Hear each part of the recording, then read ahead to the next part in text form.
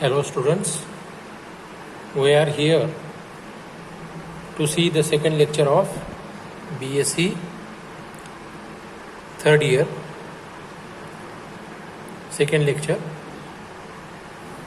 third year. In last lecture we have seen classification, introductory part and some of the examples of heterocyclic compounds. Okay. Now in this lecture we have to see nomenclature of heterocyclic compounds. Nomenclature of heterocyclic compounds. अब याद रखिए कि nomenclature heterocyclic compounds का use करते वक्त में common nomenclature के या कॉमन सिस्टम के जो भी कुछ नाम हैं तो उसमें से कुछ नाम IUPAC सिस्टम में भी यूज़ किए जाते हैं. ठीक है. अब जो जनरली जो IUPAC नॉमेनक्लेचर सिस्टम है तो नॉमेनक्लेचर सिस्टम में जनरली प्रीफिक्स और सफिक्स को कंबाइन किया जाता है. कंबाइन करते हैं किसको? प्रीफिक्स और सफिक्स को, है ना. Prefix and suffixes are combined. Prefix and suffix. ठीक है. तो ये चीज़ों को आपको ध्यान में रखना है, प्रीफिक्स एंड सफिक्स. ठीक है. तो मैं कुछ एग्जांपल दूंगा. जैसे प्रीफिक्स में हम यूज़ कर सकते हैं ऑक्सीजन के लिए, है ना. ऑक्सीजन के लिए यूज़ कर सकते हैं ऑक्सा. ऑक्सीजन के लिए यूज़ करेंगे ऑक्सा. सल्फर के यूज़ करेंगे थाया.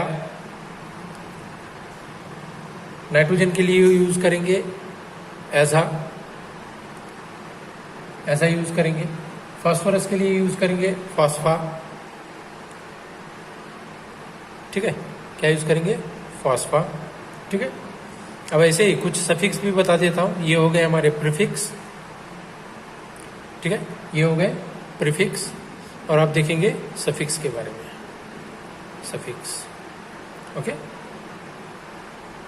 है ना.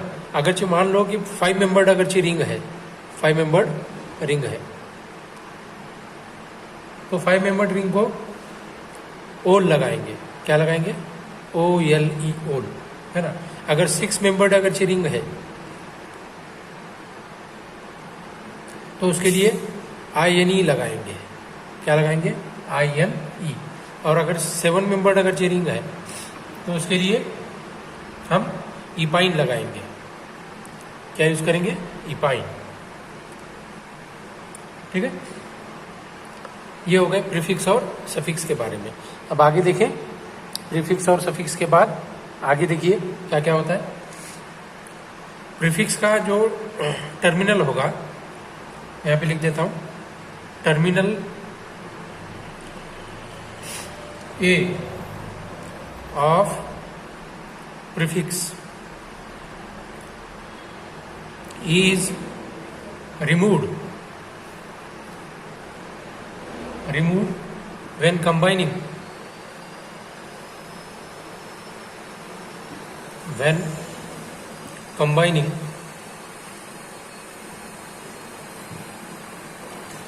combining prefix and suffix. Prefix and suffix. Prefix and suffix. Okay. Example देखिए. उसका एग्जाम्पल उसी के साथ साथ मान लो कि ऑक्सीजन है तो ऑक्सा, उसको लेंगे फर्स्ट.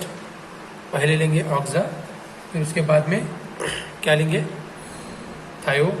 ऐसे ही कंटिन्यू करना है ना. ऑर्डर देखिए, मैं बता रहा हूँ order of priority.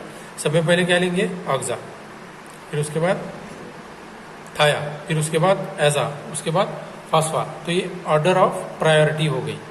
Order of priority. ठीक है. अब अगरचे रिंग अगरचे है तो रिंग के अंदर में मान लो कि मैं एक स्ट्रक्चर निकाल देता हूँ यहाँ पे. ऐसे हेटेरो एटम है ऑक्सीजन, इसके अंदर में ये डबल बॉन्ड है. ठीक है. ये रिंग निकाल दी और इसके अंदर में डबल बॉन्ड हमने लगा दिए. ठीक है ना. अब ये डबल बॉन्ड को हमें क्या करना है कि अगरचे हम इसको ग्रीक लेटर अगरचे यूज़ करेंगे, है ना. तो ग्रीक लेटर कैसे यूज़ कर सकते हैं? On either side. Hetero atom के आइदर साइड, मतलब ये वाला हो या ये वाला हो, है ना. तो उसको नंबरिंग भी दे सकते हैं। हेटेरो एटम अगर से है तो हेटेरो एटम को पहला नंबर देंगे, उसके साइड वाला सेकंड आएगा, ये थर्ड और ये फोर्थ और ये फिफ्थ आएगा। ठीक है, जिसको सेकंड नंबर दिया उसको हम ग्रीक लेटर यूज कर सकते हैं अल्फा, उसके साइड वाला रहेगा बीटा, है ना, और बीटा के एकदम अपोजिट वाला जो रहेगा, है ना, अपोजिट वाला ये वाला, तो इसको बोलेंगे बीटा डैश, और अल्फा के अपोजिट वाला रहेगा अल्फा डैश। ठीक है, तो ऐसे कर सकते हैं। ठीक है, आ गया समझ में। जैसे मान लो कि और एक स्ट्रक्चर मैं ड्रॉ कर देता हूँ, नेक्स्ट वाला, ये नाइट्रोजन यहाँ पे और ये हाइड्रोजन, ये डबल बॉन्ड है मान लो। ठीक है, तो समझो इसको एक नंबर दे दिया, तो ये क्या बनेगा मेरा, ये 2 बनेगा, ये 3 बनेगा, ये 4 बनेगा, है ना। 1 2 3 4 ये सॉरी 1 2, ये 2 रहेगा, ये 3 आएगा, ये 4 और ये कौन सा बनेगा 5 बन गया। ठीक है, और इसके अंदर में इसके ऑन आइदर साइड क्या कर सकते हैं हम लोग, इसको अल्फा बोलो, ये बीटा डैश अल्फा डैश। एक चीज़ यहाँ पे ध्यान में रखिए कि यहाँ पे मैंने 2 टाइप के एग्जांपल्स आपको बताए हैं। ठीक है, अभी इस 2 टाइप के अंदर में यहाँ पे आपको नज़र आ रहा है कि एक मैंने क्लॉकवाइज डायरेक्शन में दिया हुआ है और एक एंटी क्लॉकवाइज डायरेक्शन में दिया हुआ है। तो करेक्ट मेथड वो होगी जिसके अंदर में हम लोग क्या यूज़ करेंगे, एंटी क्लॉकवाइज डायरेक्शन यूज़ करेंगे। ये मेथड नहीं यूज़ होगी, याद रखिए, ये आपको समझ में आना चाहिए, इसलिए दोनों भी एग्जाम्पल मैंने आपको सामने रख दिए। तो नंबरिंग देते वक्त में कैसे देंगे, एंटी क्लॉकवाइज डायरेक्शन में देंगे। हम लोग क्लॉकवाइज डायरेक्शन में ऐसे नहीं जाएंगे, है ना, सॉरी कैसे जाएंगे, एंटी क्लॉकवाइज डायरेक्शन में जाएंगे। तो सॉरी ये मेथड हमारी करेक्ट होगी और ये रॉन्ग मेथड होगी। तो यहाँ पे क्या नज़र आ रहा है कि क्लॉकवाइज डायरेक्शन और एंटी क्लॉकवाइज डायरेक्शन में, है ना, समझ में आना चाहिए। जैसे मैं और दूसरे एग्जांपल्स आपको बता देता हूँ। ठीक है, देखिए अब इसी को करेक्ट मेथड जो यूज़ करेंगे इस टाइप में, यहाँ पे ऑक्सीजन, ओके, अब इसको नंबरिंग देना है तो इसको 1 नंबर दूंगा हेटेरो एटम को, फिर उसके साइड वाला ये 2, ये 3, ये 4 और ये 5। तो हम कैसे जा रहे हैं, एंटी क्लॉकवाइज डायरेक्शन में, है ना। ये रहेगा हमारा अल्फा, ये रहेगा बीटा, तो ये बनेगा हमारा बीटा डैश और ये बनेगा अल्फा डैश।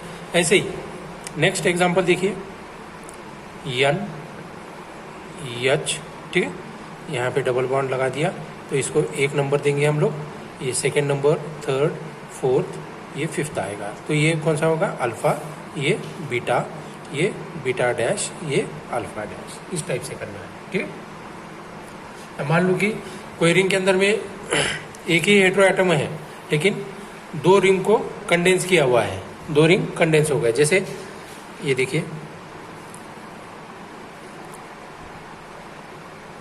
यहाँ पे ये नाइट्रोजन ऐसे, ओके, अब यहाँ पे ये रिंग को ऐसे अटैच कर दिया, है ना। अब 2 रिंग फ्यूज हो गए लेकिन नंबर ऑफ हेटेरो एटम कितने, एक ही है। ठीक है, अब इसको नंबरिंग देना है, तो इसको नंबरिंग कैसे देंगे, स्टार्ट करिए हेटेरो एटम से, 1 2 3 4, है ना, ये बन गया, ये 5, ये हो गया हमारा 6 और ये 7।